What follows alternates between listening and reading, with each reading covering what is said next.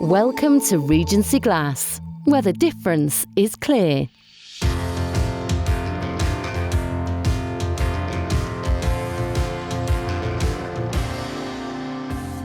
Argon gas is a type of gas that is commonly used in the glazing industry to fill the space between panes of glass in IGUs.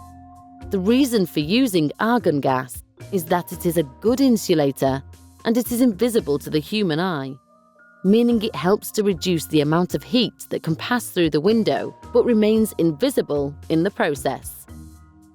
This makes the window more energy efficient, as it helps to keep heat inside during cold weather.